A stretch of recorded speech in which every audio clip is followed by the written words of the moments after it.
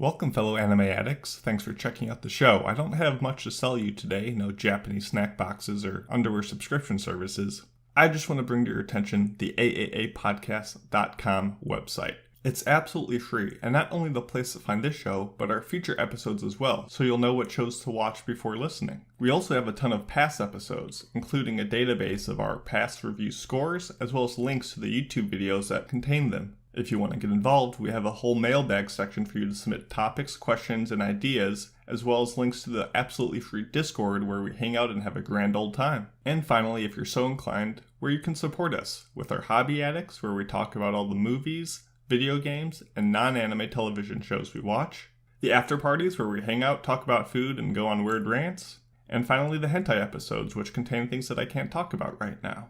All this and more can be found at the AAAPodcast.com website, so go check it out. Now, time for the show. 何よ、アニメアディクツアノニマスのライブブロードキャストやってるって言ってるでしょ？聞きなさいよね。You are listening to the Anime Addicts Anonymous Podcast. Make your anime addiction worse at AAAPodcast.com. And now, here are your anime addicts.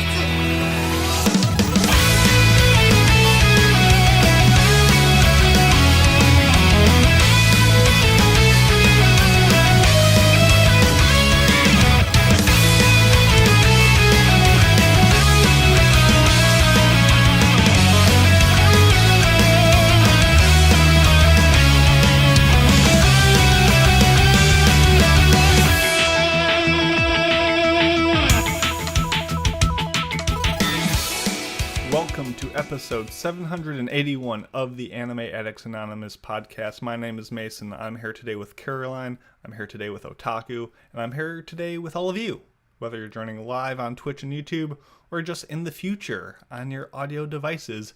Regardless, we welcome all of you. We are so excited to make your anime addiction worse. It is now June 2025, and we are in spring mode. Are we feeling springy today?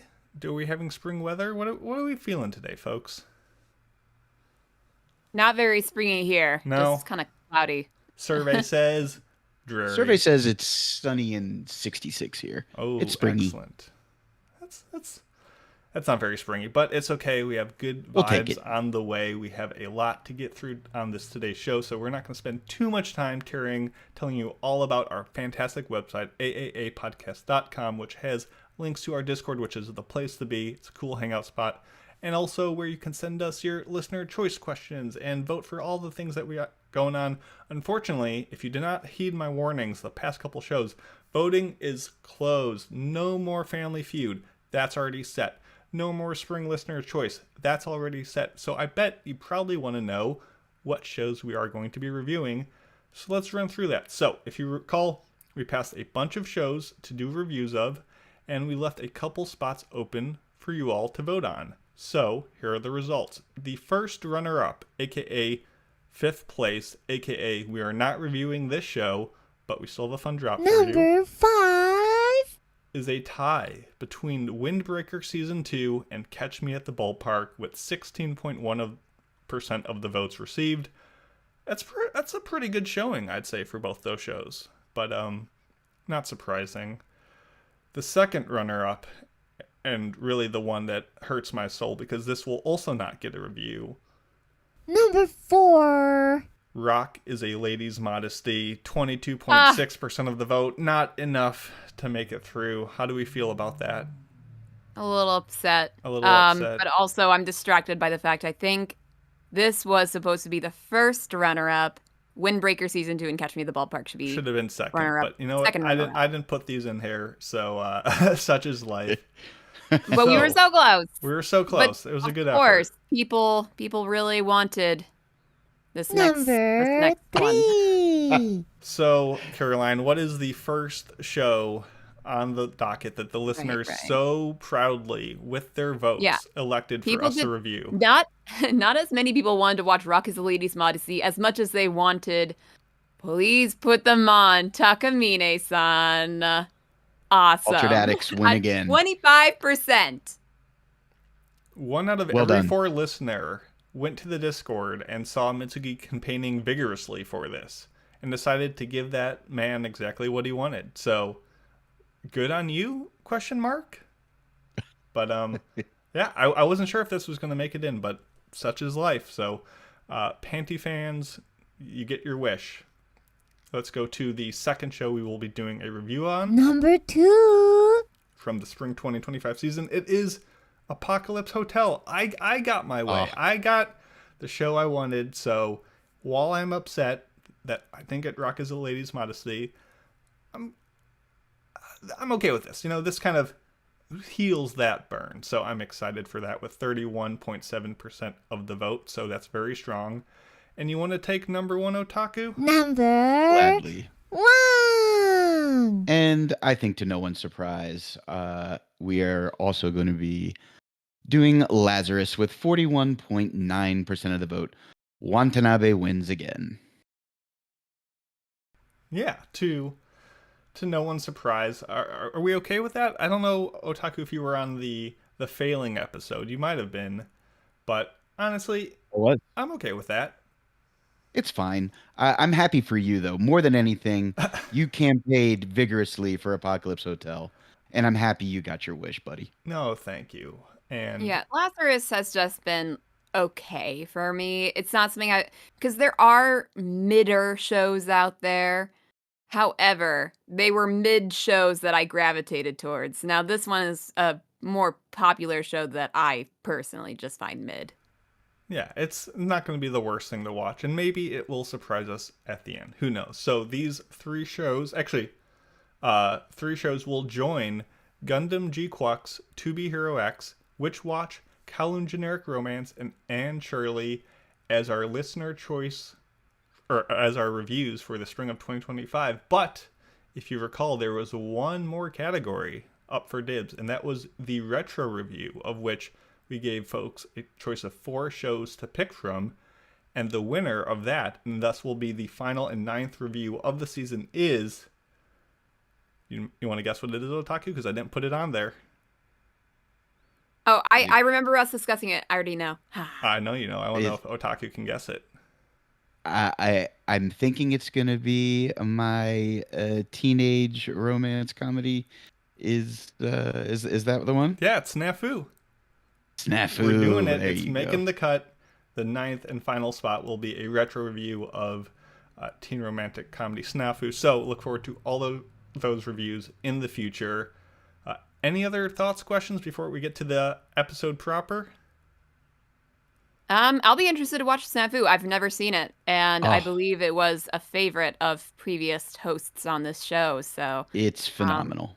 yeah, We'll see if it maybe I'll be on stands that the test review. of time.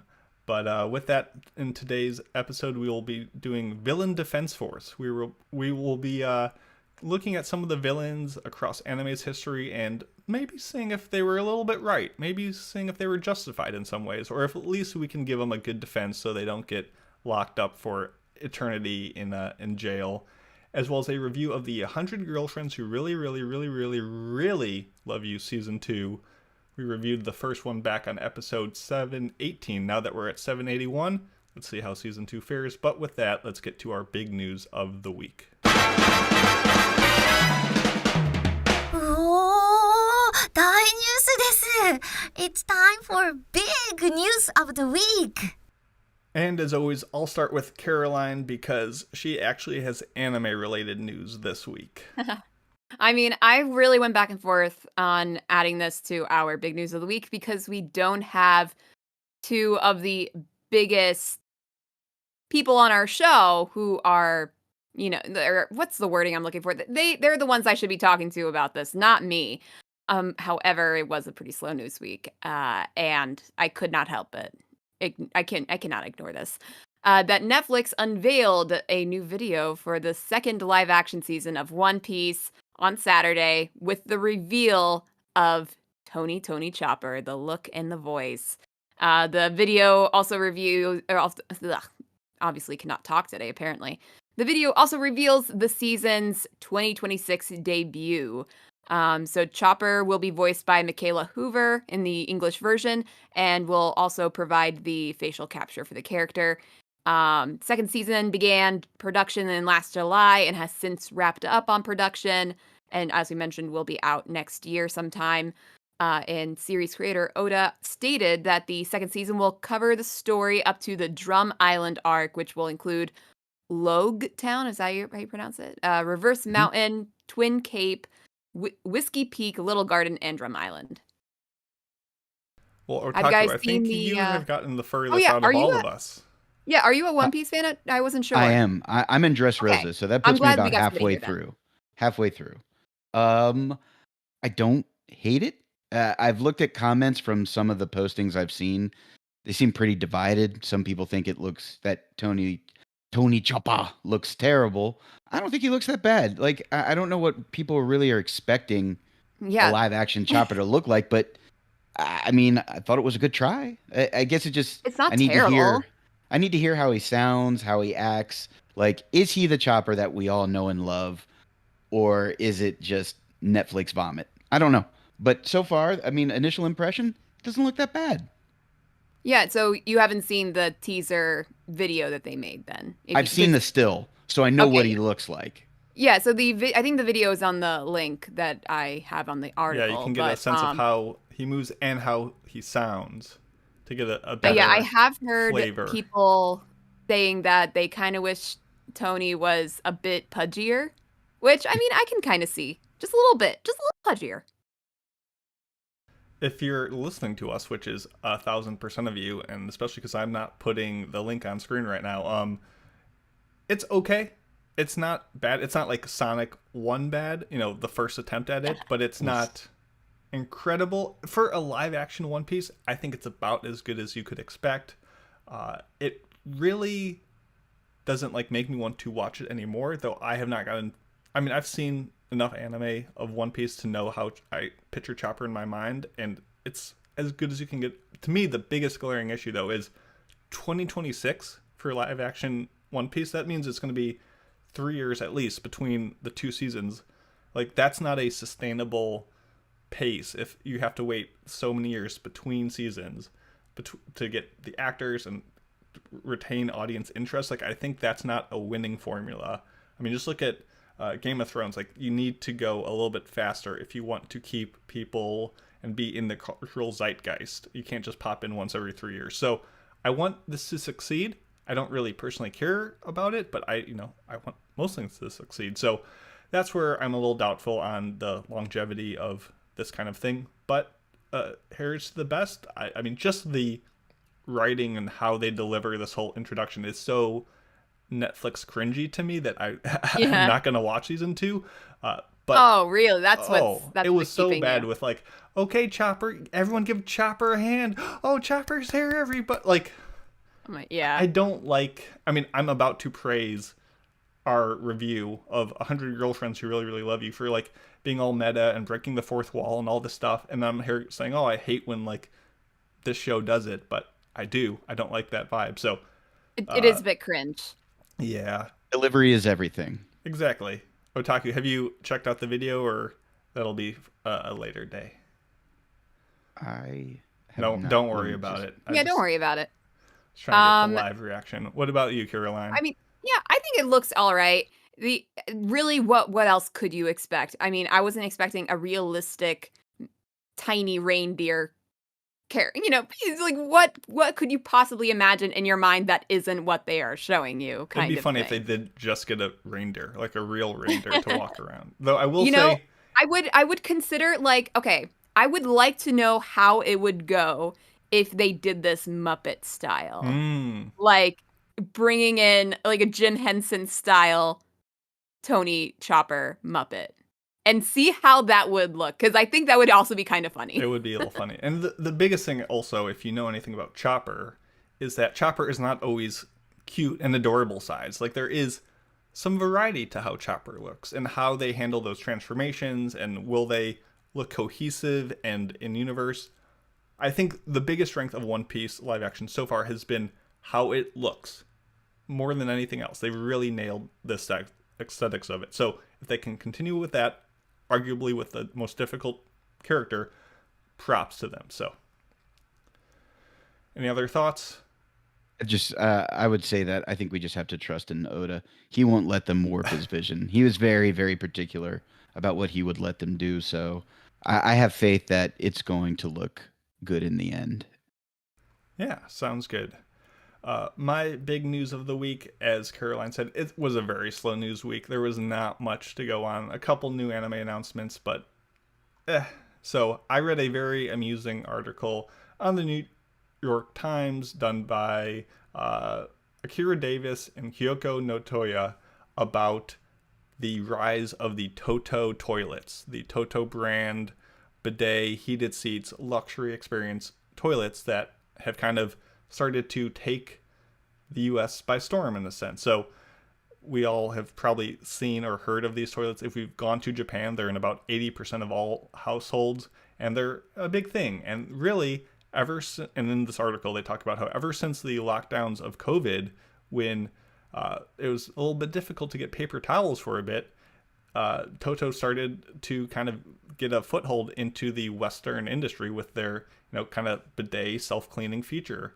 And really, I just wanted to talk about this whole article just for one line when they talked about how much like engineering and technology went into the spray feature of their toilets, and how just the one comment from the president of Toto when he's talking about how the spray and temperature of the water is that it's kept at a precise 100.4 degrees Fahrenheit, a temperature that he describes as warm but not surprising, which I think is just the nicest way to describe getting your butt blasted with water after using the facility. So really, Now here's a question. Would you prefer warm water going up your asshole over cold water? Because I don't know. I feel like warm water is like the comparison of like sitting down on a warm toilet seat. Just does not sound pleasant. I think I'd rather have Neither does cold water, but Yeah. frankly, I don't know if I would rather have warm Where's the than right cold. answer It depends. here? If Cold's I'm gonna trying to make me wake up in the shoot morning, up off the seat. Yeah, I think you want it warm. I think that's the way to go. So there you go.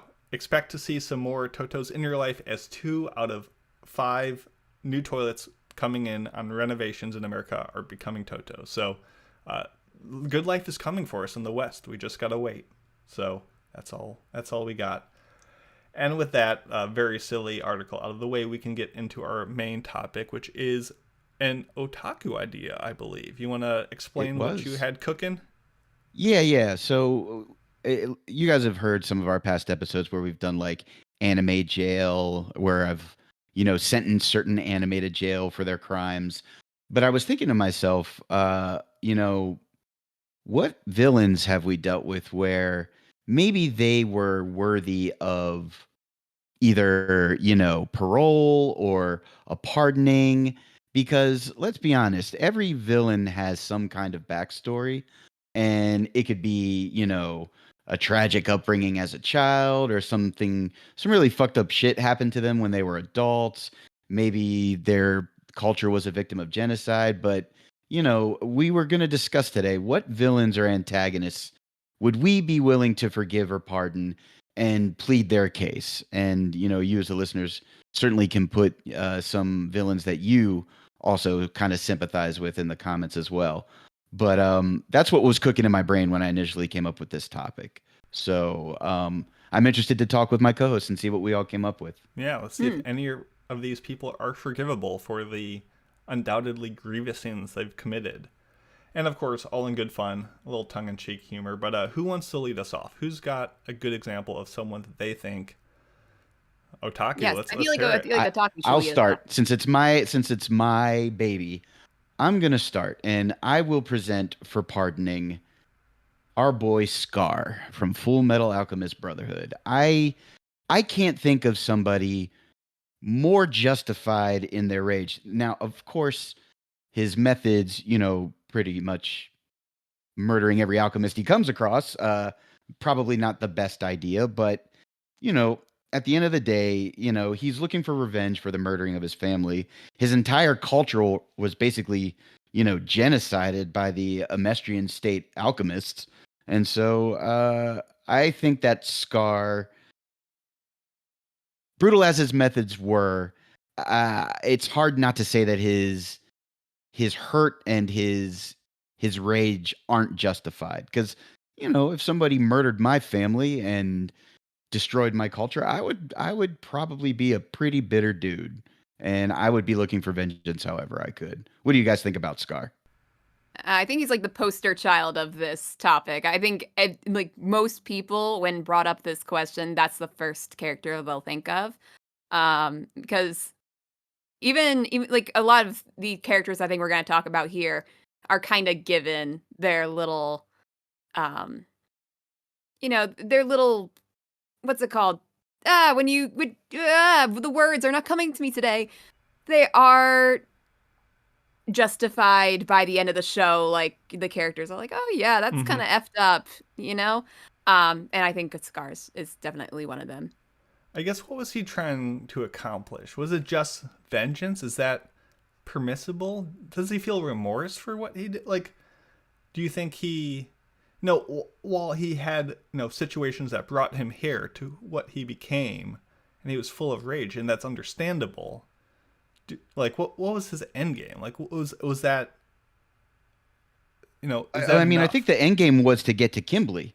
It was to ultimately find and kill the person who bore the greatest responsibility for what happened to him. So just a tale of vengeance, is it? I think so. I think it was strictly vengeance. Yeah, do you think would he do it again? Like, is he always just going to, like, can we let this man out on the streets? If just anytime someone makes him mad, he can be like, oh, well, eye for an eye kind of thing. Is that the philosophy we hear at the high standards of morality at the American Anime Addicts Anonymous Podcast? Can we abide by that kind of philosophy? I don't know it's about abiding by that philosophy necessarily, but at the end of the day, I think I would make a case for PTSD, depression, probably a little bit of, psychotic rage induced homicidal tendencies. With some good therapy and a big warm hug, we could probably get him back on the streets. Yeah, I think I'm not against that. He's performed a little bit by the end of the show, right? It's been a while since I've watched. I mean, I saw Brotherhood. I haven't seen the original, but it's also been a while since I've seen Brotherhood. Classic eye for an eye makes the whole world blind. Scar for scar makes the world look really cool. I don't know if that's that's the philosophy, but I'm not a Scar hater. I think you bring up some good points. I'm okay with forgiving him for what he's done, and at least just doing a reduced sentence from whatever crimes that we think. And Mason, because he also helped save the day by the end. That's true. And what I will say is this: a scar on the surface implies healing. Huh? Nice. Scars aren't going away, though. Those are deep. No.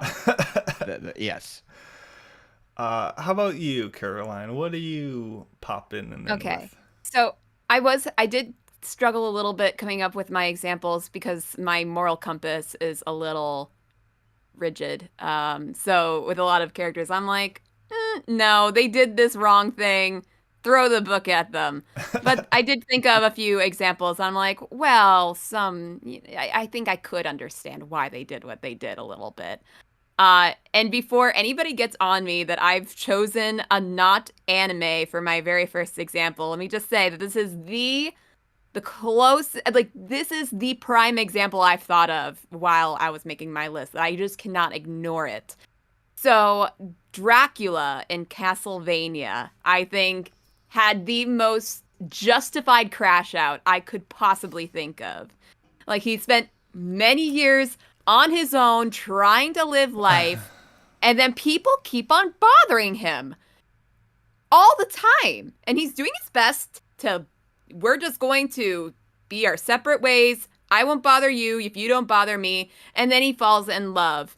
And that's great for him. My villain, he's not quite anime. I'm going to pick Shrek. He's just trying to do his own thing. He's living in the swamp, and people just aren't leaving him alone.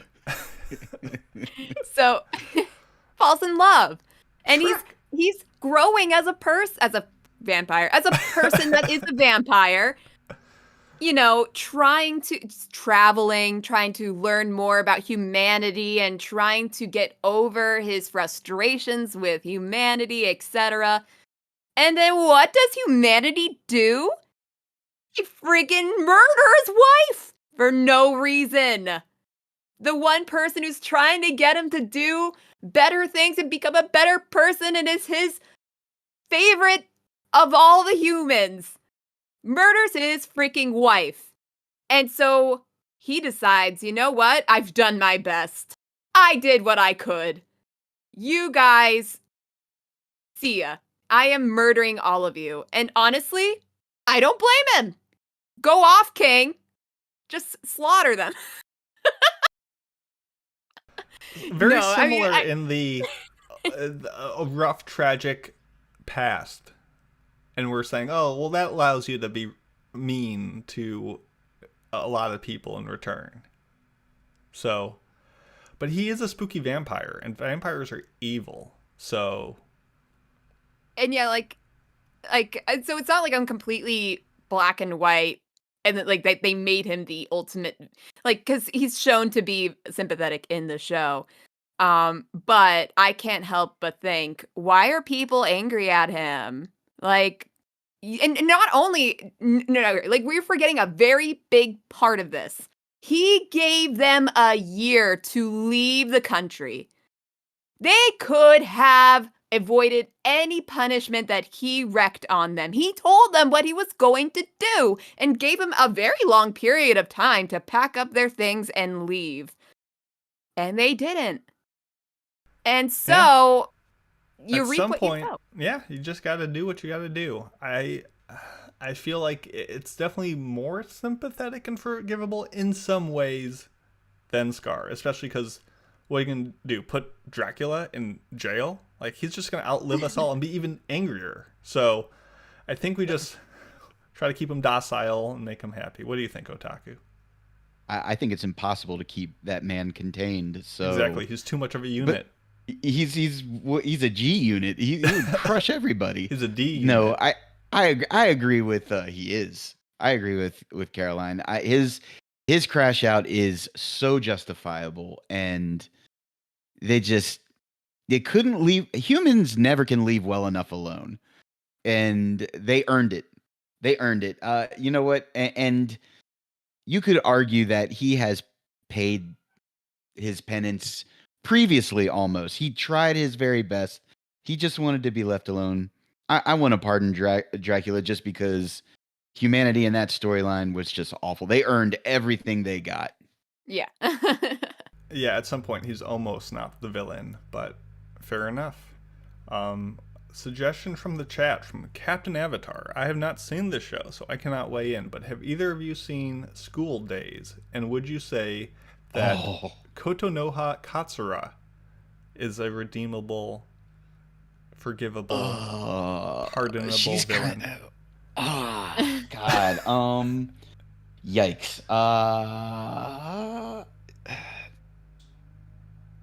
No, because of she doesn't just kill the two people that really wronged her. There's also a third person who is very innocent that loses their life as a result of that. So no, she's a sociopath. I can't. She needs to be in a padded room with a jacket and a whole lot of therapists. Yeah, I can see it. I hope that when Kaiton makes like the video edit of this, when I ask like, "Oh, is she redeemable?" It's just a slow zoom in of you being like, no. No, absolutely not. Okay, well there you go. I will. I tried to work my way up the level of difficulty, and the first villain I want to forgive from the list is the titular cancer cell from Cells at Work. And that's a good one. This is a poor cell, a poor young boy who just literally was built differently, and he just is genetically predisposed to just murking everyone around him, and he can't help it. And all his friends who also are genetically just screwed in a sense, he sees them all gunned down in the streets by those unsightly, ruthless white blood cells, and he feels bad, but what else is a boy to do but try to kill everyone around you? He had literally no choice in the matter. He was a blameless victim of just how he be, and I think it's bad. I feel for him. He still got to go, but like, I think he had no hand in the matter. Unlike all of your villains who chose the path of violence and retribution, he's just built that way. What do we think? Is that enough of a defense? I do remember Cancer Cell being pretty sympathetic when I watched Cells at Work. Yeah, but I he's still a sad feel boy. bad about saying, actually, why are we being so mean to cancer here? Yeah. Can't we all just get along? Can't we all just let a little cancer into our lives? I mean, no, but also. You picked a hard one. I feel like you started off with the hardest one because you can find sympathy. Is that all he wants to do is exist, but by his mere existence, it's a problem. It's a big problem. It's tough. It's not unlike trying to make an argument for Godzilla. Godzilla's just trying to walk around Japan, but just by merely being Godzilla, there comes problems with that. Yeah, he's just trying to get his steps in. He just wanted to go to Shinjuku like anybody else. Yeah, he wanted to see if the dresses in Harajuku would fit him, and they just don't come in his size. I mean, you could make a case that he deserves redemption, but at the end of the day, his existence is too dangerous. You could pardon the intent, but the end result is still he's got to go. He's got to be locked up. He's got to be isolated. Go. I'm just saying I can forgive him because he had no choice in the matter. But I got you. He's just existing. He's forgivable, but you still gotta keep him in custody. Exactly. There's no releasing that guy.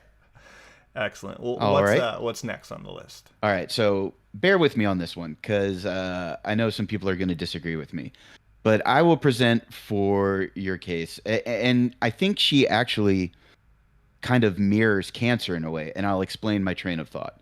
So Himiko Toga from My Hero Academia, she is kind of like an American parallel for me would be like Rogue from the X-Men.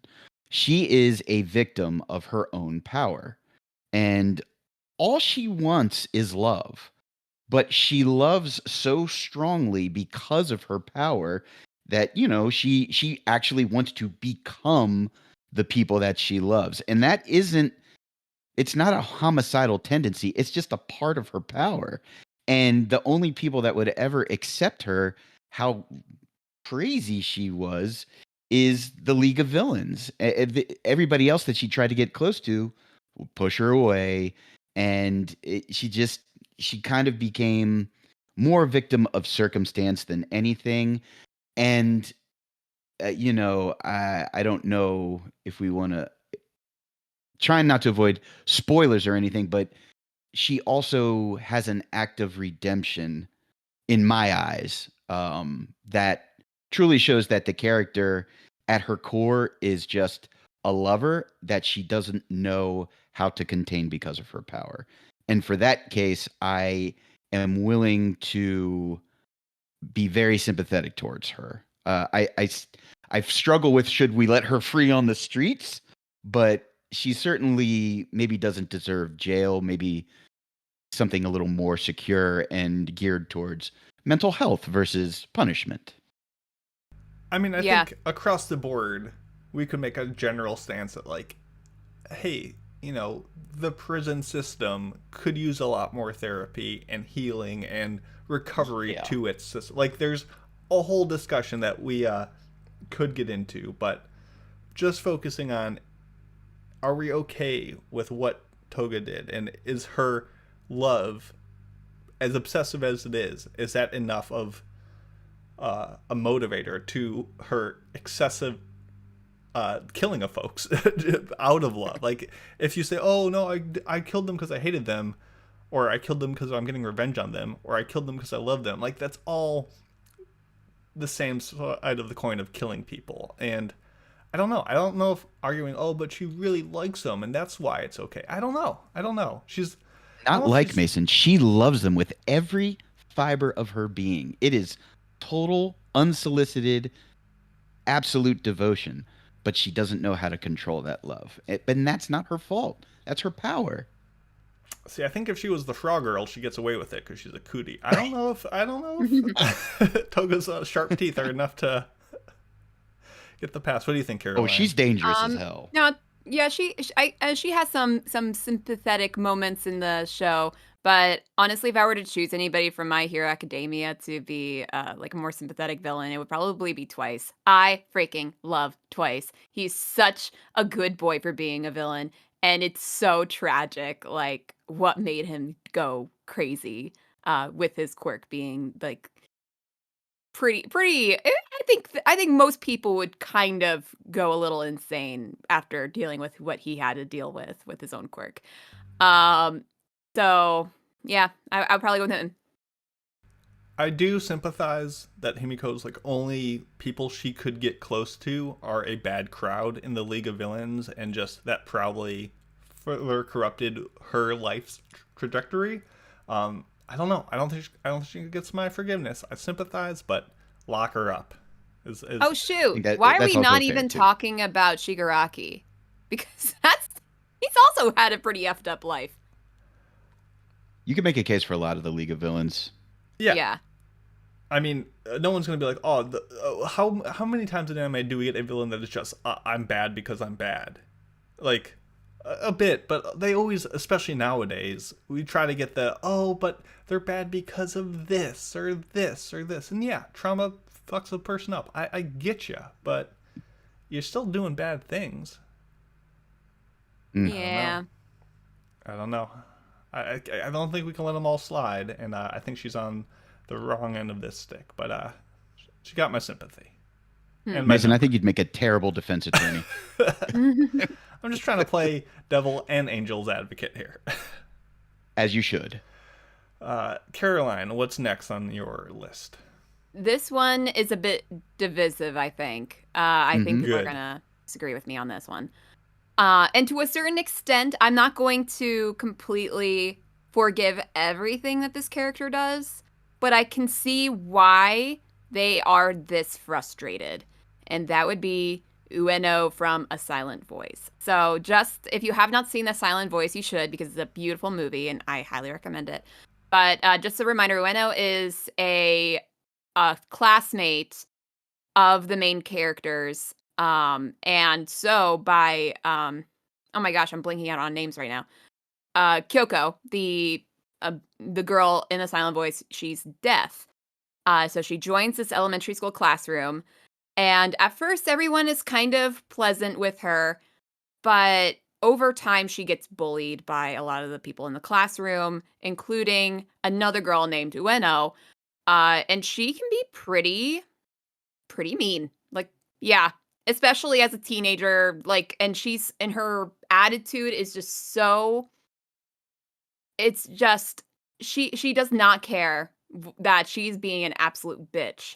However, I can kind of see why she'd be very frustrated with Kyoko, because she was kind of put into a position in school where she had to help her with everything.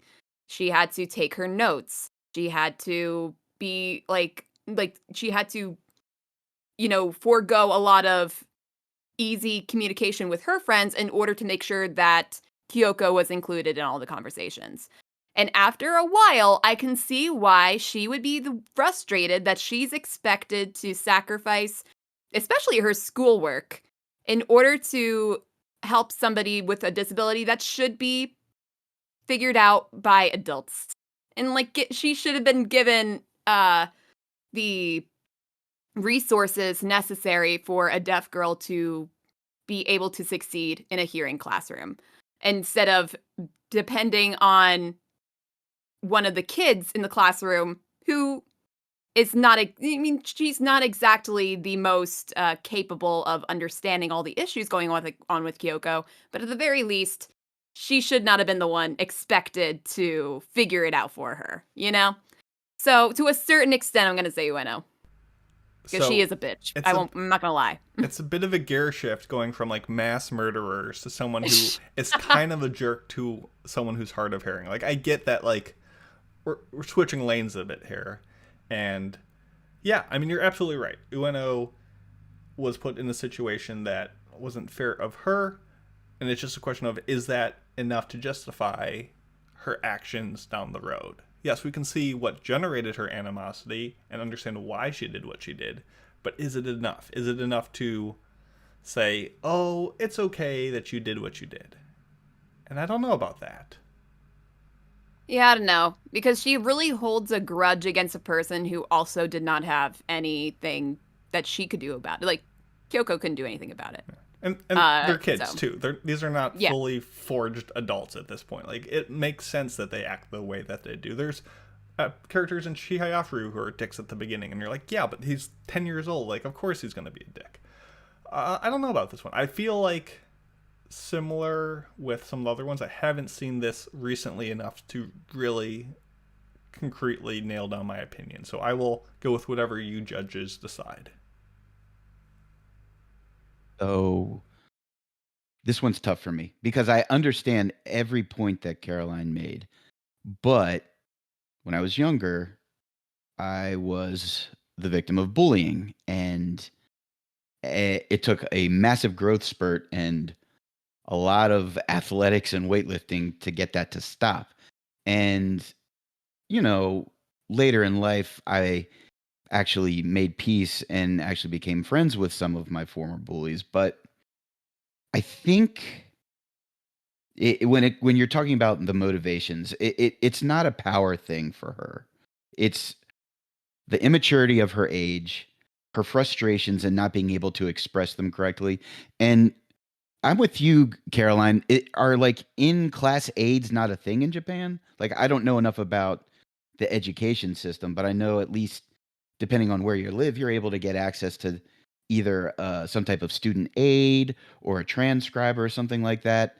I felt like the problem could have been avoided, but I think it takes, no matter the age, we all know, like bullying a disabled person, that puts you on a different tier of dick. That's another thing too. And I just can't excuse the image. I can excuse the immaturity. I can excuse the frustration, but you're still bullying a disabled person. And that makes you, in my eyes, hard to redeem or forgive. I can sympathize partially, but you still bullied a disabled person at the end of the day. So whatever comes her way, however she's perceived negatively, she still earned it at the end of the day. If I was Mitsuki, I think I'd play the drop of like chains and the cell door slamming shut. Shame. As you lock her up. Shame. Okay. I guess I'll. You raised some good points, Caroline, but I think she gets. I mean, her punishment is not as severe as what others would be, but it still is. She a baddie, and not that. She needs to go to anger management at the very least. She does, absolutely. Okay, next on my list, I'm going to jump to back to the murder. We're going back to killing folks, and this time it's poor little innocent children. As I'm going to try to defend Bondrewd from Made in Abyss. No. Do you hear that? Do you hear that? Let's listen really carefully. You hear that? That's the rumble of scientific triumph.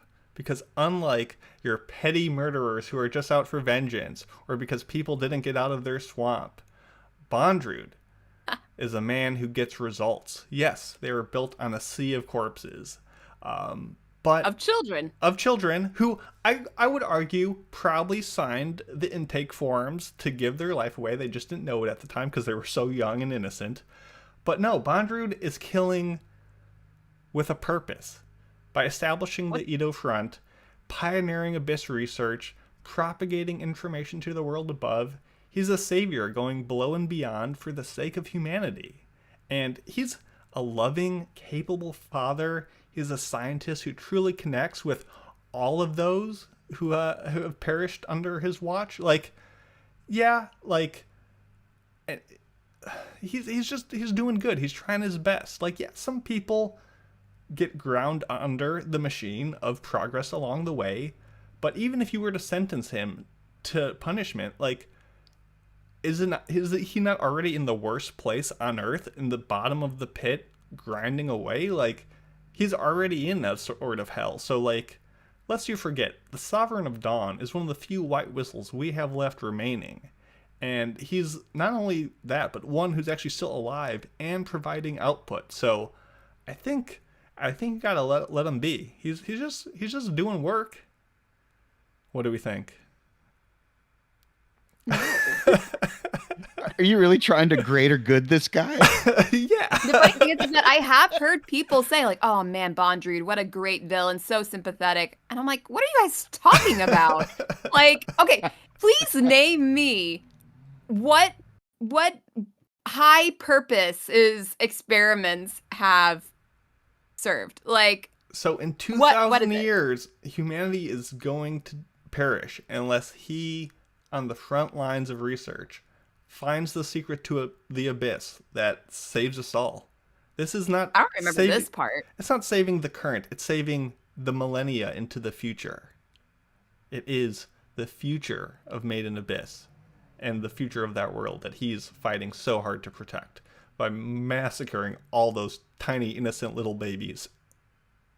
Surely he could use that wit and intelligence to think of a different, better way than slaughtering children. I mean, making an omelet, you gotta crack a few eggs, some skulls, and even if you sentence him, he'll just live on. You don't know that you're got all of Bondrewd. He's eternal. He's timeless. You can't. He's Voldemort then. He is science embodiment and embodied across many. So you can't stop, won't stop. So I think at this point you gotta let him be. We just gotta pretend he doesn't exist. And he's in a lawless wasteland. I'm not gonna go get him. Are you gonna get him? See, I don't remember this plot point that the world is going to end in 2,000 years unless he discovers the true secrets. I mean, it's not of the unless he specifically does it, but there are some rumors about, what happens if the secrets are not discovered. Was this in the movie? I think it was alluded to, but I think it was like later on in like manga. Oh, so this is in the manga. I think stuff. so. Okay. If you have not seen the movie of Made in Abyss, very good, very dark. Highly recommend it. Okay, so like this element brings in another, like this is an important element to bring up because now I can kind of see why one person might say this, but it seems like people were only saying this based on the movie where he's slaughtering children, is completely brainwashed a child who he acts like a father to, then slaughters, and is acting completely evil throughout the movie. That people were saying like, I don't know. I mean, he's doing abyss things. I'm like, but stuff. all the while I'm like wondering like, why is it important to find out the secrets of the abyss to this extent? I mean, curiosity killed the something, and he's just the connection between those things. Curiosity killed a lot of something. A lot of something. I don't know. I just thought it would be funny. Of all the bad people acting with good intentions. to pick it. I think that was a good choice, so cool. But but you bring up an interesting point that, like, what is worse than where he's at? Like, what could we do that's... He loves it down there. He has all the ability. He has nobody's around to tell him that he's doing effed up shit. I mean, so I guess the penalty would be to pull him out of the place he loves. Dracula just goes down to a swamp that no one wants to go to. He's on the prime real estate. He's got to know he's going to get poachers. At least Bondrewd does it in his dark little corner where no one bothers him. Let's not act like he's in hell itself. He loves it down there. He's having the time of his life. That's a very good point. I think we can move on. I think. Yeah. So I will make a case for mine. So there's a kind of a divided. I don't know. Have you guys watched Code Geass? Of course. I haven't.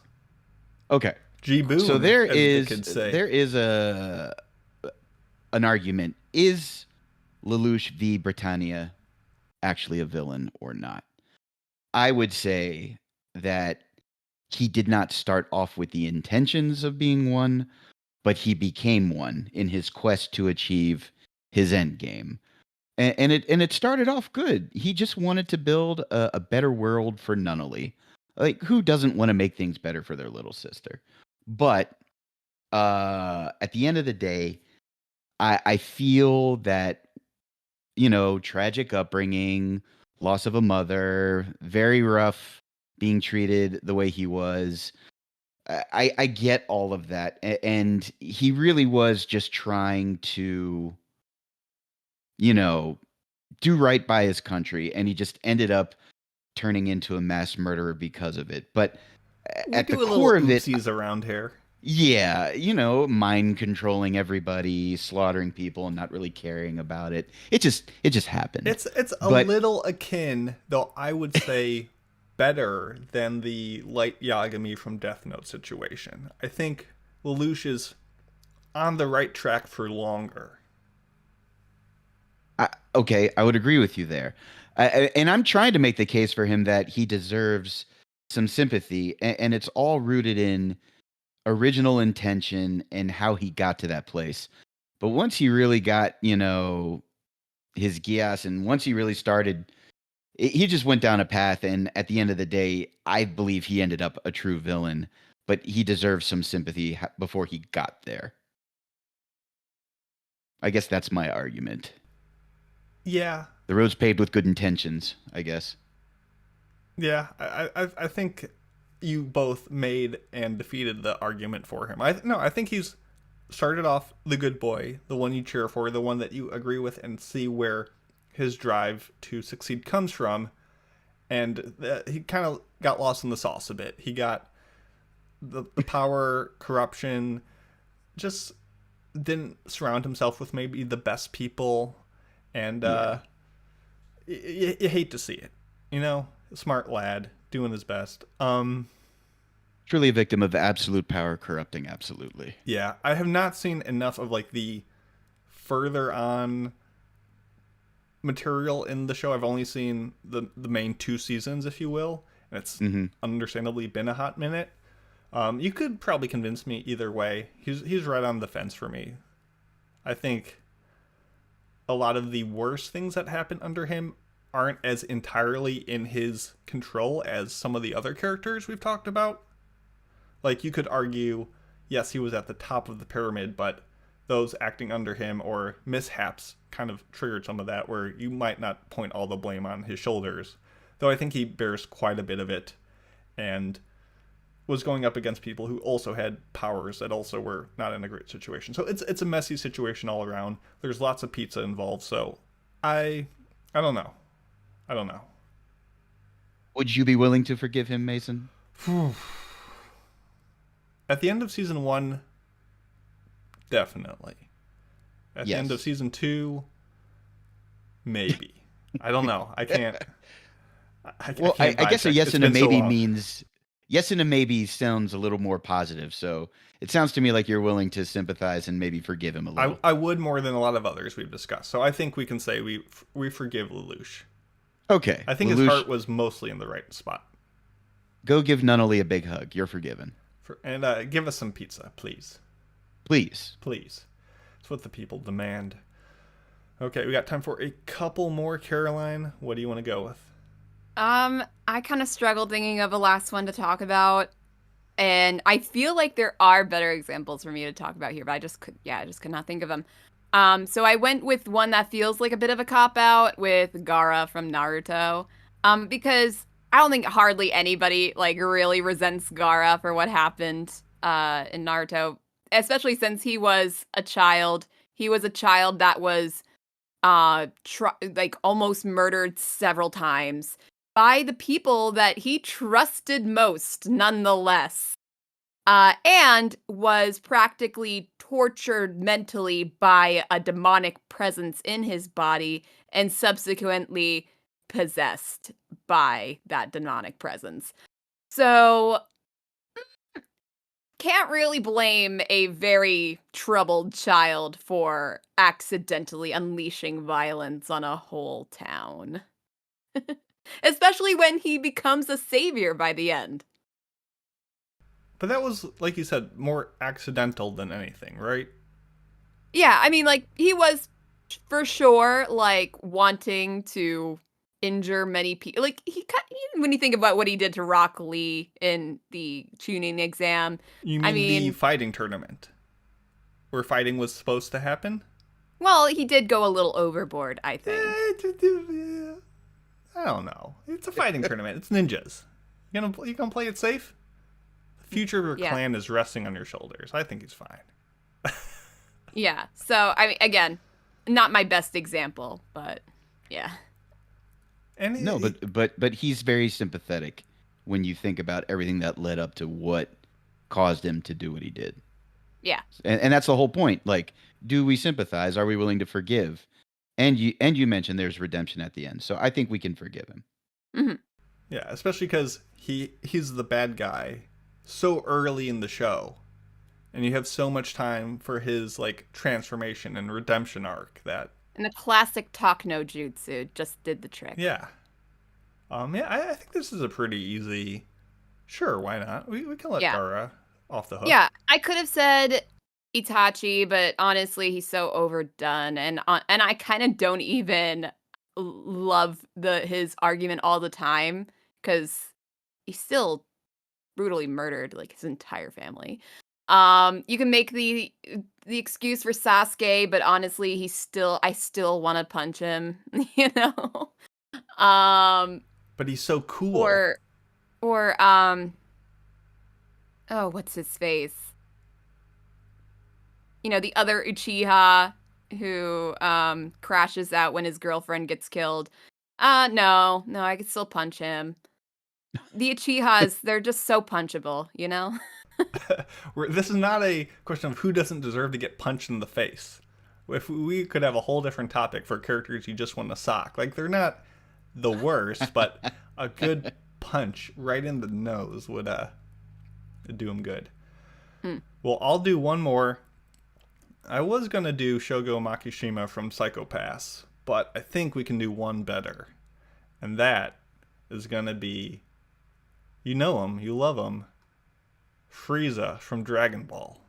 There's no way. Make your case, Mason. Okay, so first of all, he's barely over 5 feet tall and he's bald. Like, cut him some slack, okay? Like, he's living in the worst timeline.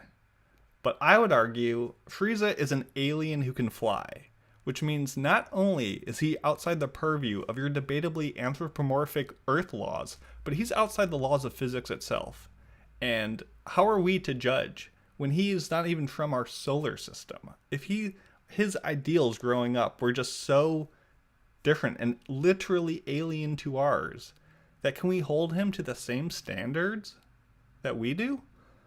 Yes, he's killed a lot of people, but he's such a civilized and refined fellow, truly gregarious once you get to know him. So he's very personable in society. And I would argue he's been killed multiple times by this blockhead farmer and some of his friends. Is that not punishment enough already? To die repeatedly at the hands of your sworn enemy and that enemy be the biggest doofus in the universe?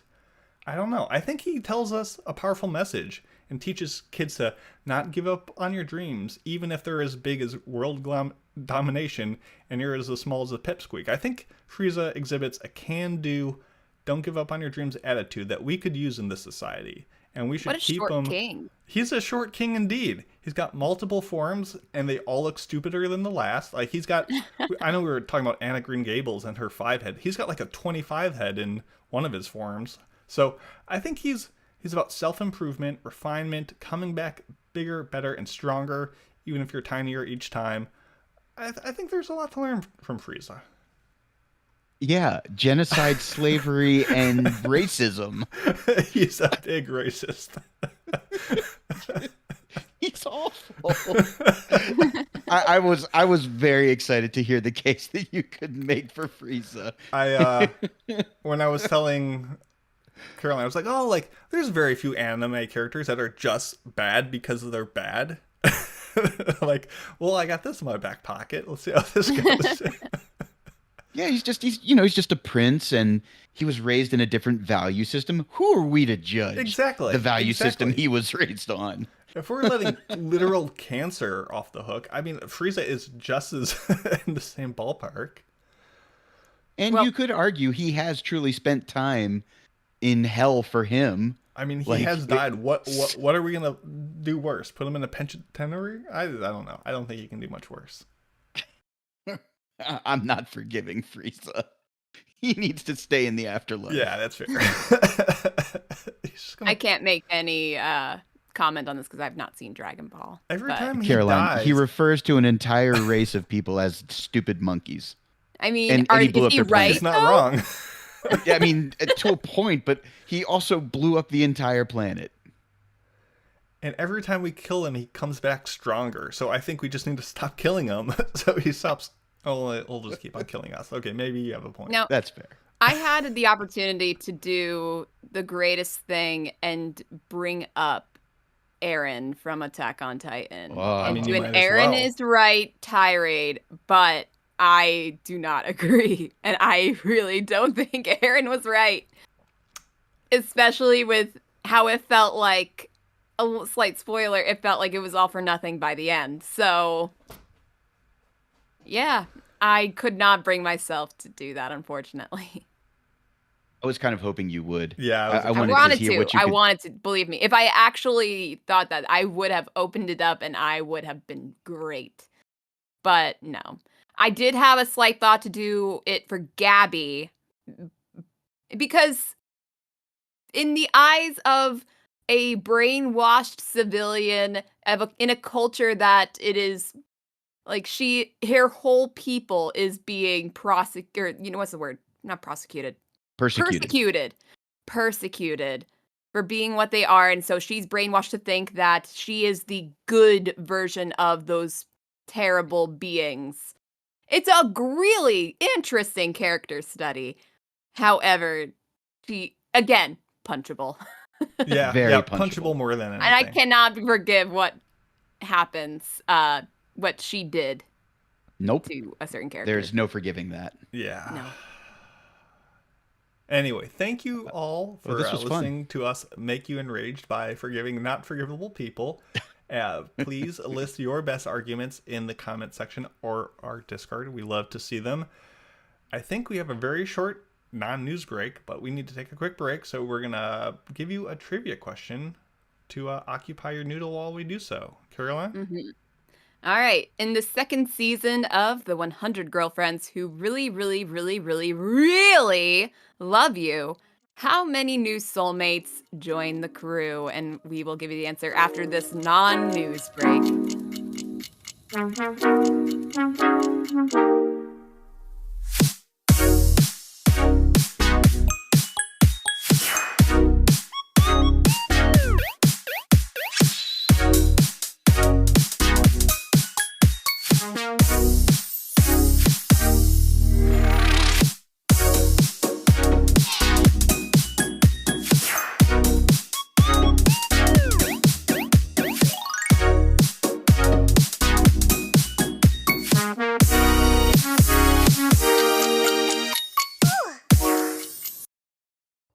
Anime Addicts, the AAA podcast, is always trying to bring you new and exciting ways to enjoy our content, and now we have an exclusive member-only RSS feed on the site that is going to let you access our hentai episodes, our hobby addicts, and our after parties episodes, all from your favorite mobile apps. That's an additional 8 episodes of content per month just for you, and you can listen to it through Apple Podcast app, you can listen to it through Podcast Addicts, Pocket Cast, Overcast FM, Downcast FM, etc., onward and onward. So many mobile apps for you to choose from. If you were holding back on supporting the podcast because you didn't like listening to our extra content through our website, now you can get it and listen to it the same way you enjoy all your other podcasts. So pitch in, help out the podcast, do a good thing, and enjoy all the extra content we have for you. Just go to AAAPodcast.com/join and you will get all this extra content and an exclusive member RSS feed for you to enjoy. That's AAAPodcast.com/join and support the podcast.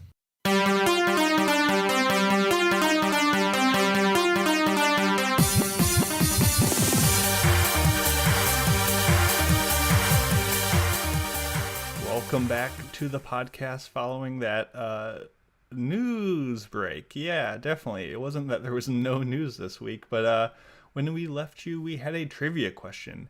In the second season of the 100 Girlfriends Who Really, Really, Really, Really, Really Love You, how many new soulmates joined the crew? The answer, 5. Can you name them all?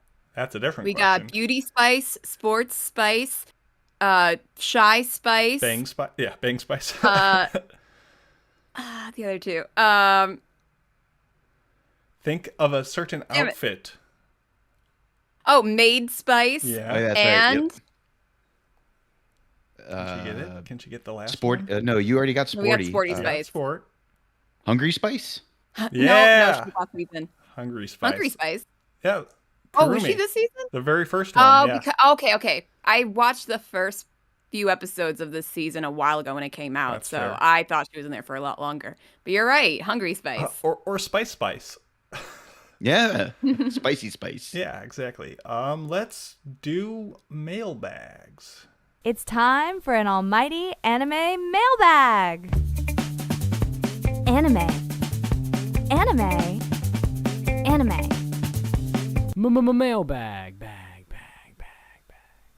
That's right.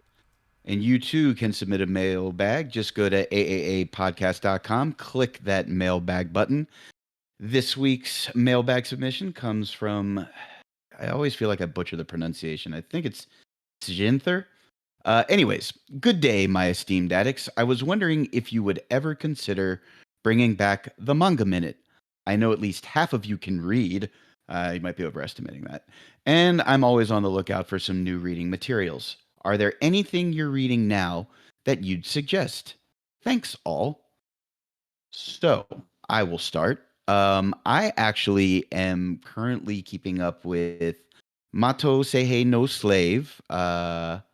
It's, the panels are actually incredibly well drawn. There's a lot of great action. If you can get past the ecchi part of things, very, very good manga.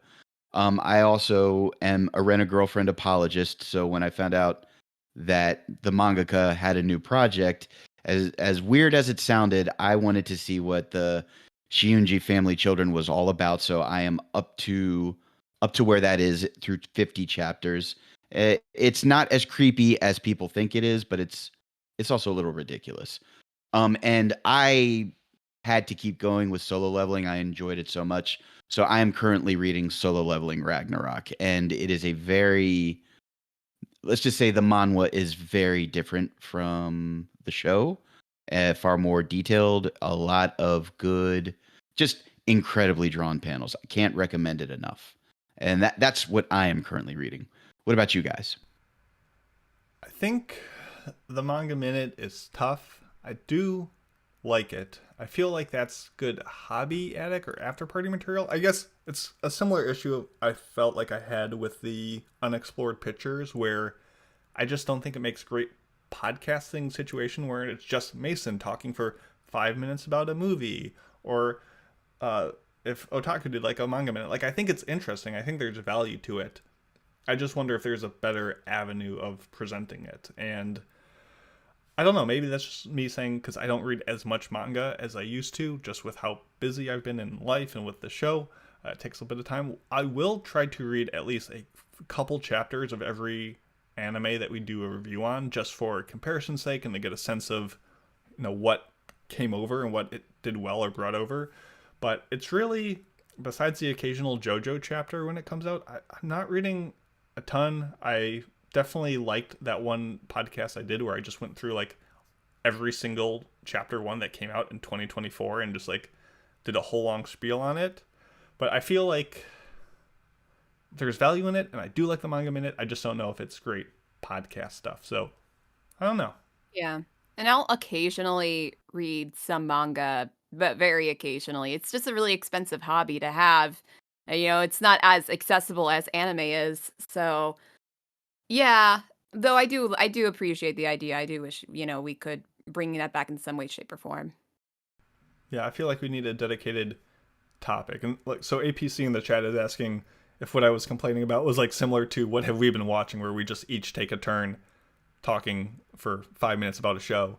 But at least there's like a bouncing between them of like, you talk, and you get a bunch of rapid fire recommendations instead of just let's stop the show for Mason to babble for 5 minutes. So I don't know. I think there's a way for all of that to be better, and I just need to help figuring out what that is. But thank you for the mailbag, and the people do like the manga. I think we just gotta find the best way to integrate it. So I don't know. I think your idea about the hobby addicts is a good idea, though. Like maybe we do once every 2 months just a focused manga hobby addicts, and just all take a chance to read something. I mean, you bring up comic books quite a lot there, and I tried to solicit doujin recommendations for our hentai episode today in our Lewd for Rude channel on the Discord, and no one wanted to play ball, so that's not going to happen. Well, they're still going to get a hentai episode. It's just not going to be that. Alrighty. Inside baseball aside, are we ready for our review? Yes.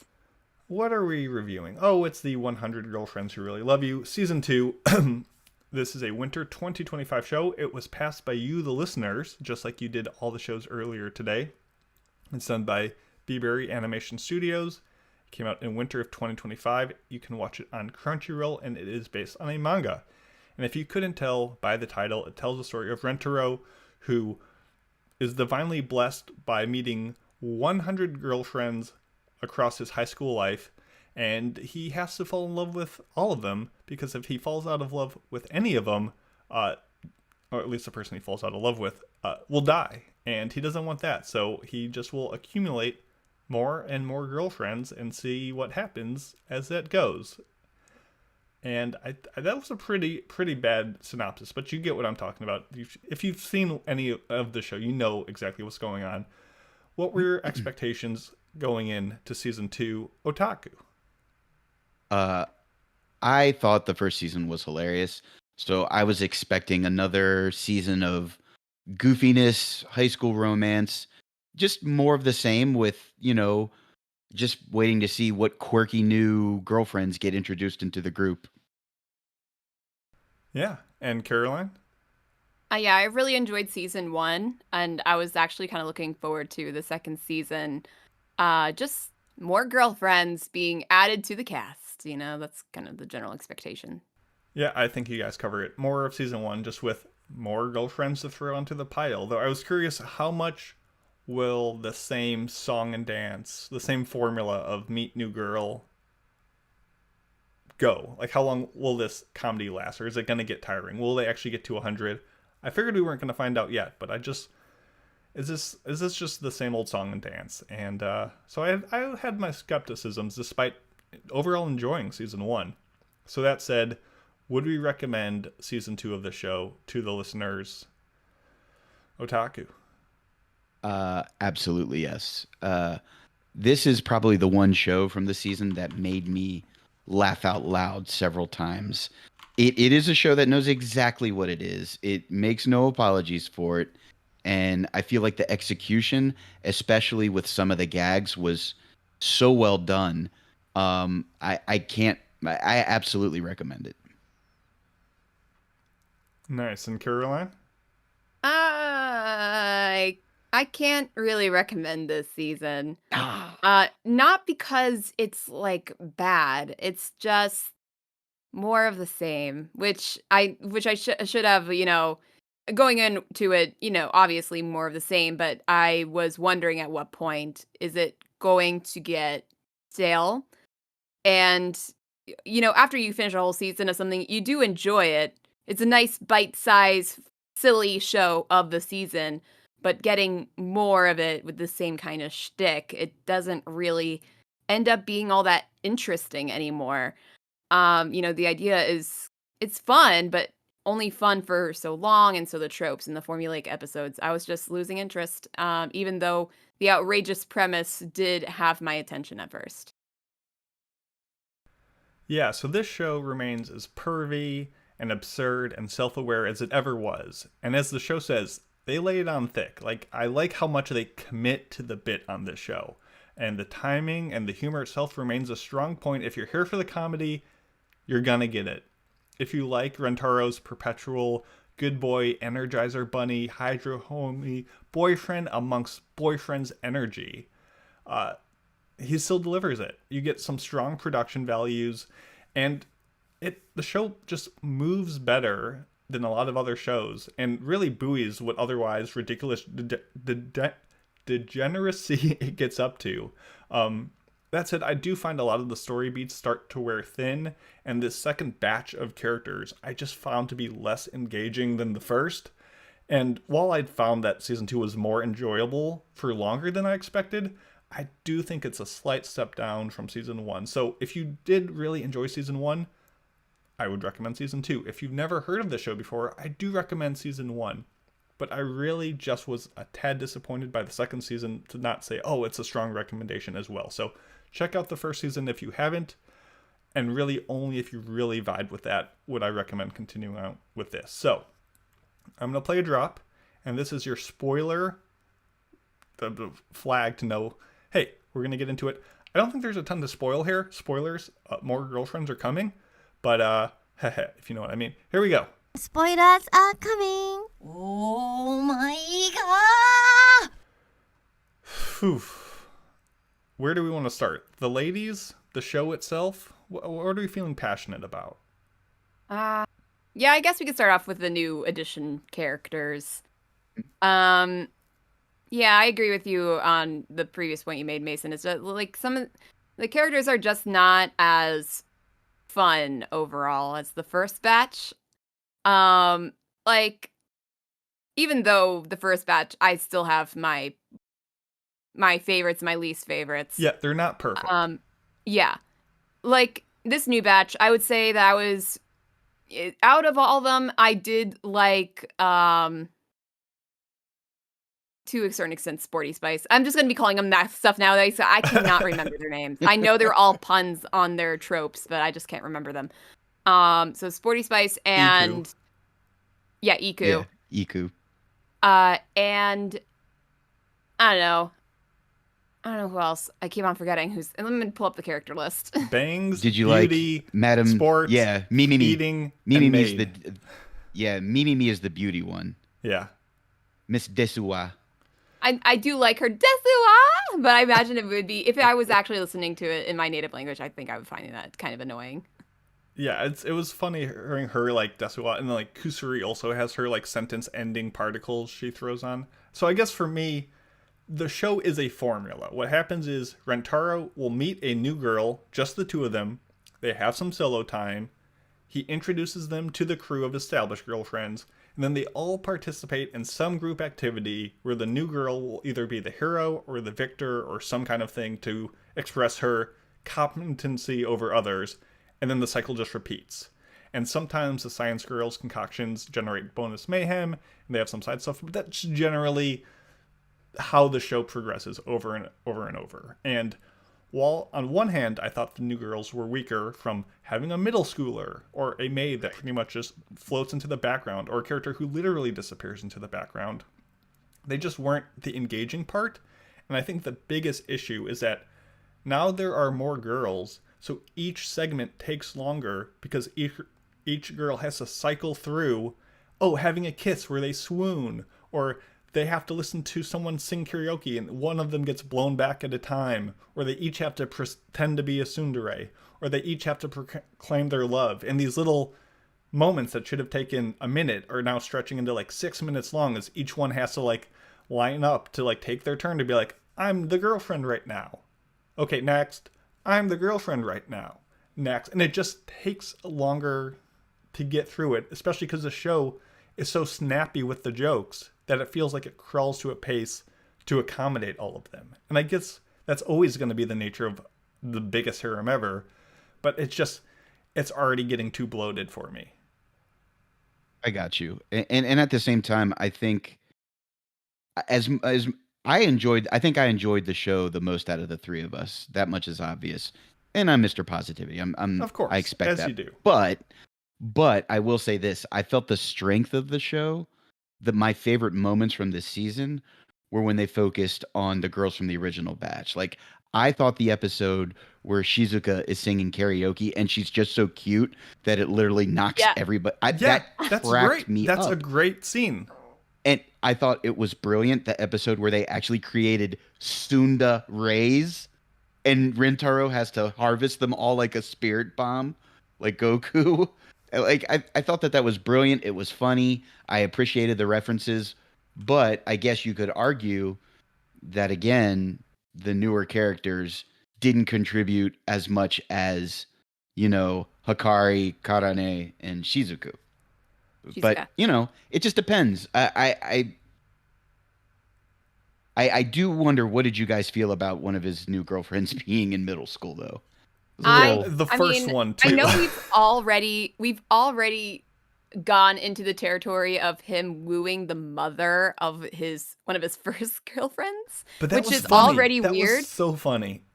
But it gets a little too. It was funny in the moment. Yes. It's getting a little too weird with her. Sure, not arguing that. Her but the show commits to it, which I do enjoy. But I do think the moment of him wooing a middle schooler is weirder.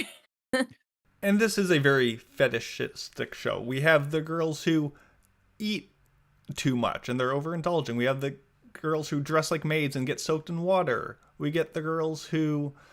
There's just a lot of...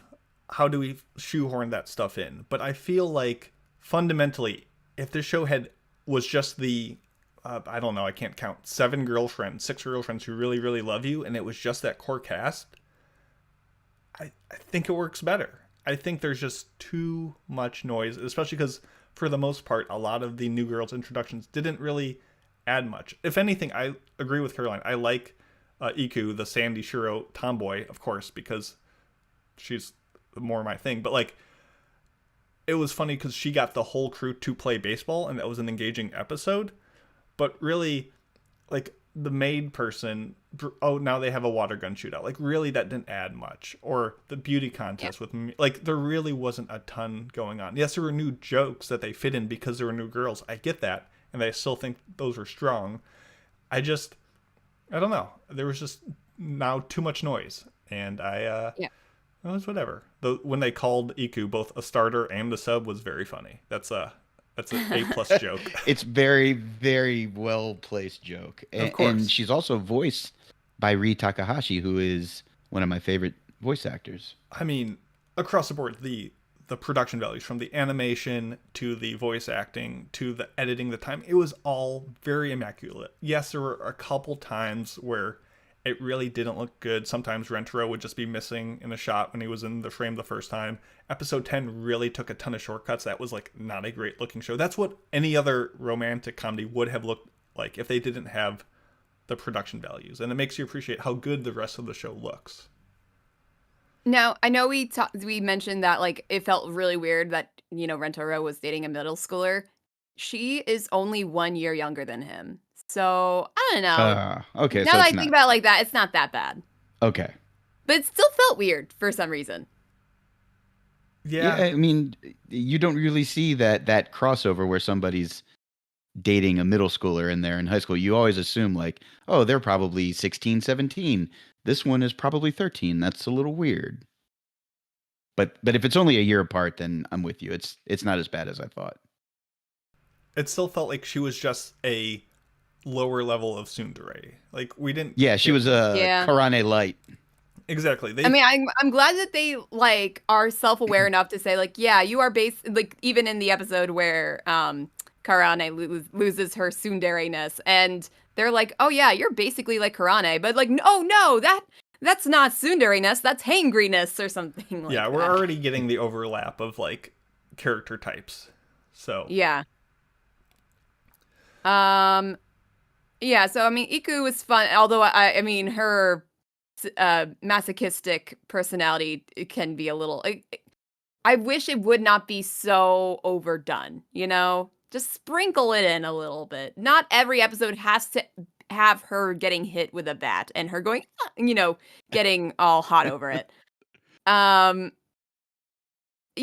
I think Mimi was kind of fun, and I don't know. So for being the beauty-obsessed, narcissistic person, Mimi's like solo time with Rentaro was actually more endearing than I thought it would be, with like her appreciation of his beautiful heart and essence and stuff, and the whole joke about the most beautiful entity in her eyes is now like the girlfriend we knew earlier, and because Rentaro was like so much thinking about her, he ruined that surprise, and he apologized to the viewers for spoiling the end of the episode because he was so like there's a lot of good meta fourth wall breaking commentary that I did enjoy more often than I didn't, even if it was making fun of the show itself. So it was good.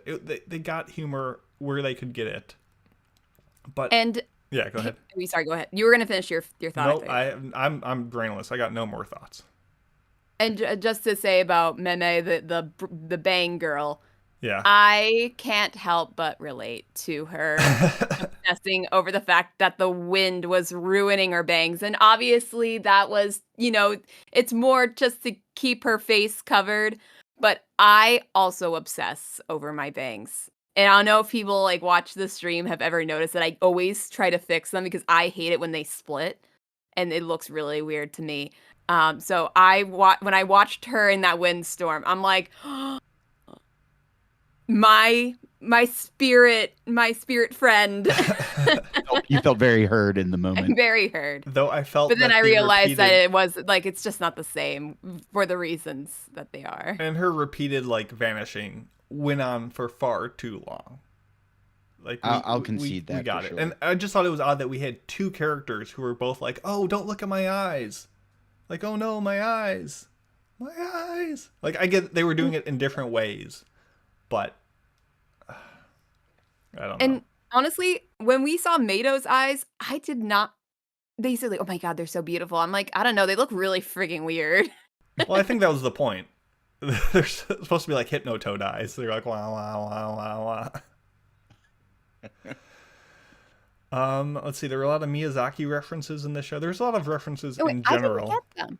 Like they always say, like, "Oh my god, Totoro reference," and "Oh my god, this reference." I was like trying to think about it because I have seen those Miyazaki movies, but I could not understand what they were talking about. Well, there was also scenes like, even when they didn't call it out, like remember when they got blasted out of the karaoke room, and that like pixelated character went out to like catch them, and he's like, "Oh, someone else caught them." That was like from Laputa, and it wasn't a Ghibli movie, but when Nano like stood up to like have the beauty competition with Mimimi, that was like a reference to the girl in the Alps. So like that's like a Miyazaki earlier work. So there was a lot of Miyazaki love, just a lot of references in general. A lot of body horror from Rentaro. He's getting his face ripped off. He's getting his limbs dismembered. He's like, he goes through a beating. A lot of blood comes out of that boy. And I think in the same way, sorry, I can't talk. In the same way, like Apothecary Diaries, like needs Mao Mao. Like she is the essence of that show. Rentaro is like a different kind of backbone for this show. Like him being so pure and you want to cheer for him and such a good boy. Like he keeps the structure of all the mayhem. He allows everything else to be off the wall because he's just solidifies everything. And I think he doesn't get enough credit for how bushy his eyebrows are and how lovely he is. They are very bushy. Honestly, sometimes I forget he's there because, like, as you said, like he is kind of the connecting piece to all these crazy characters. Exactly. But the crazy characters overtake him all the time, especially with how many there are.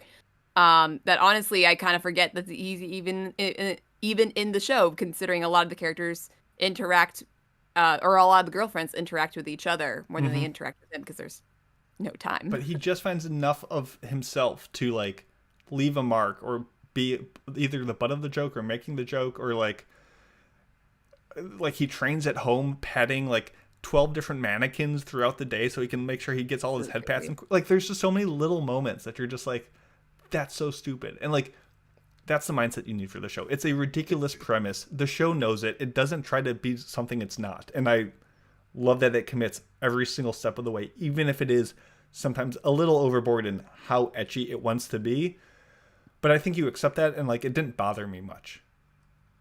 No, I think that's the charm of the show, is that it is so serious about its unseriousness. And Exactly. that I think that's where it really hits for me. It's just like you said, the fourth wall breaking, the constant jokes and references, that's its strength. And I don't know how long a show like this could keep up. Like, is there potential for more after this? I don't know. Like, I think if you're invested in it, you want to see it wrapped up, but I just don't see how it could sustain for 100 girlfriends in this format. There's just no way. Essentially, and I'll say this when I give my final scores, like, I'm done. Like, I'm good with the show. I feel like I've experienced it at its peak. Now all I want to do is see the last episode of this show's. Yeah. Like, I don't care about Girlfriends 11 through 900 or 98.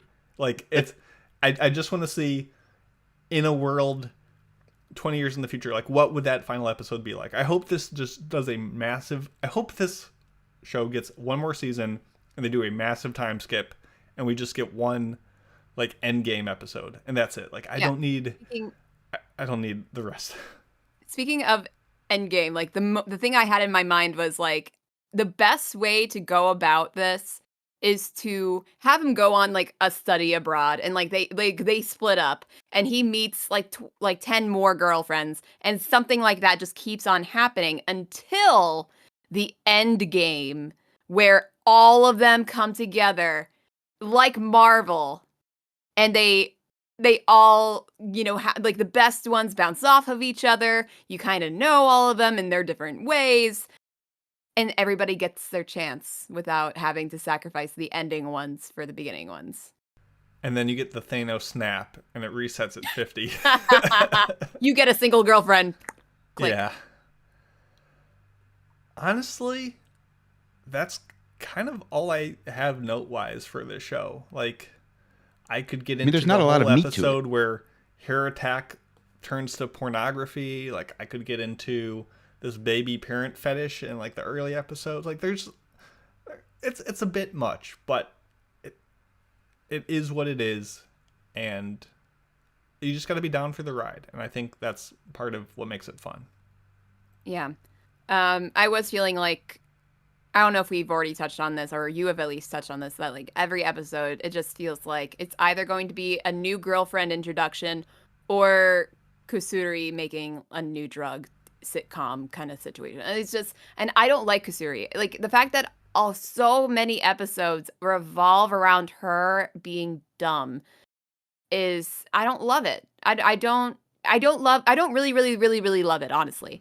Yeah. If there's any benefit to the new girls, is that they just marginally decrease the amount of screen time she has. So that's really the only positive. Not when she's the inciting element to nearly every episode that isn't a character introduction.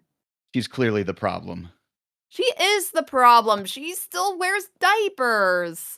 That's freaking gross. It is. Not to mention that she's also the token lolly. Like, even behind Shizuka, she's even more lolly than Shizuka. At least Shizuka acts like a normal teenage girl.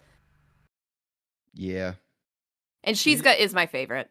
Like, I feel like we do need to discuss favorites because Shizuka is still still up there. So is Nano. I think Nano's really funny. I mean, Nano is the most based by a mile. She's so cool.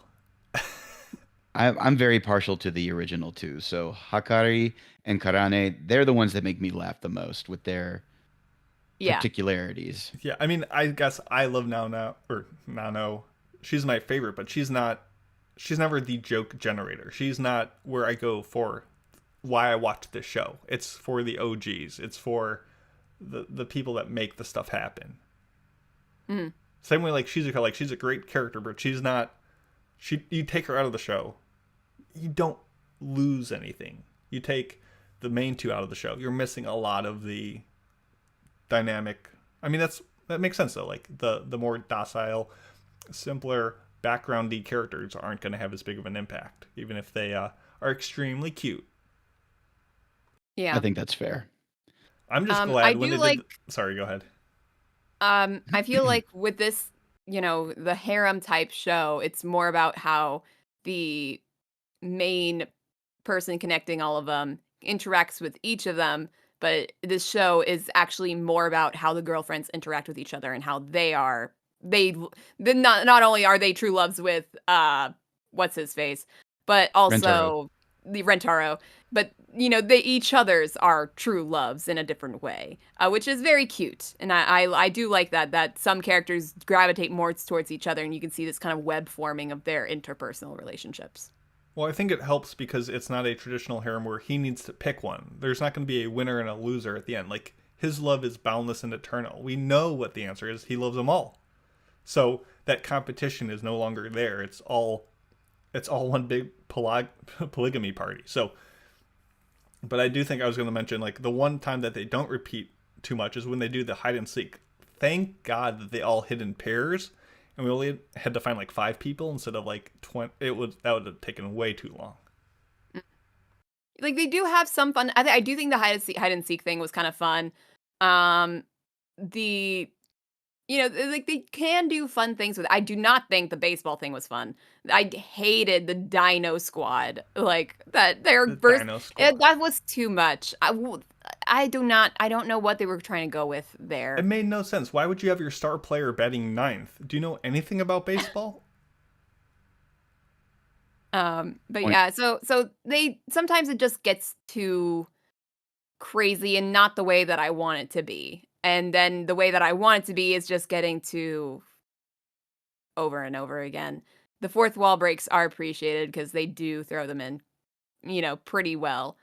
I can't decide whether or not I'm going to watch more of this. I mean, it was starting to feel a little bit laborious by the end to watch more episodes. But I still want to see how they go about the rest of these girlfriends. So I don't know. Yeah, I'd say the first couple episodes and the last couple were my least favorite. And the middle kind of hit a sweet spot for me. But I don't know. Are we ready to score this? I think we are. I can go first. So, to speak in a language that Kurumi might understand, 100 Girlfriends is an all-you-can-waifu buffet. And the first plate you get there, it's full of wonder and excitement and dreams, and it's piled high with all your favorite flavors. And we're now coming up on our second plate. And the thing is, though, the second plate has to still contain all the same food as our first. And we're running out of room.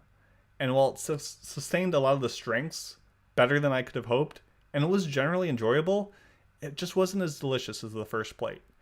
And I'm looking at this big, endless buffet, these big, vast tracts of flavor. And I'm like, how much more do we have room for to eat? And my stomach is full. My conviction is wavering. And as fun and tasty as this show was, I'm throwing down my napkin. I'm done with the show. I'm going to give it... I'm between 2.5 and 3. So I gave season 1 a 3.5. And I'm going to give this 2.5 consensual smooches out of 5. I still think it's strong. I still think it's enjoyable. But I think it's a worse offering in some ways. So 2.5, I'm sticking to it. I'll go next so we can end it with Otaku Cop's positivity on this. But yeah, I basically said all I needed to say. It's an alright show. It's a fun premise. It's just getting a little tried. I'm going to give this show 2.5 desuas out of 5. She's so pretty. Okay. So I'm not going to try to oversell this thing. I think you all kind of get the vibe of how we feel about the show. It is a lot of the same. If you want to come for good comedy, ecchi jokes, it is definitely a fun watch. I will also concede the first season was better. So I, at the end of the day, am going to score this 3.5 Sunda Rays out of 5. Hell yeah. And I want to say, I'm giving it a 2.5, but I'm very glad the show exists. This is in a world of very bland romantic shows or very underwhelming repetitive comedic shows. This really feels fresh, and it feels like they had fun making it. You feel the passion, you feel just ideas and energy pulsing through it, and despite my complaints, I don't regret watching this again. So I'm glad the listeners passed this. It was a good one. But I would appreciate if Hahari was taken out of the show. Yeah, I think that's fair. your one chopping block character. Okay. If you could take one character out, who is it going to be? And mine is going to be split between Hahari and Kusuri, but I think just for my moralities, Hahari needs to go. I think you take Kusuri's scientific shenanigans. You need those concoctions, and you put that on like Nano. She can be the science lady, and then you get rid of Kusuri. I'm with you guys actually. I could do without Kusuri as well. She's a little weird, and I can only take 1,000 nanodas. I can't take another 1,000 nanodas. I can take the Desuas. I can't take her verbal tics. Yeah. Yep. I think we're all agreed. Kusuri can go. Okay, I'm okay with that. And with that was episode 781 of the Anime Addicts Anonymous Podcast. Thank you so much for sticking with us. Find us on social medias all over the globe, AAAPodcast.com. Subscribe to our bonus content if you want. Hobby addicts, after parties, hentai episodes, all the best, all the greatest just for you if you want. If not, you know where we're going to be every Sunday, 5 p.m. Eastern, streaming live, YouTube, Twitch, and we do the thing. Check us out more if you want. If not, thank you so much for joining us today. Next episode, we are doing a review of Flower and Asura. And watch it if you want. We got a good crew, a good lineup for that. And with that, we will say thank you once again. Peace. And shout out to the Anime Club on our Discord. We are meeting this Wednesday, 9 p.m. Eastern Time. This is going to be June 4th, by the way, if you're listening to this in the future. We will be discussing the first 13 episodes of Ouran High School Host Club, and we will be choosing a new show to get together with in 2 weeks from now. So stay tuned for that. Join our channel. It'll be a fun time. Bye. Bye. Thanks for listening, guys. Sorry, I had to get the plug in there.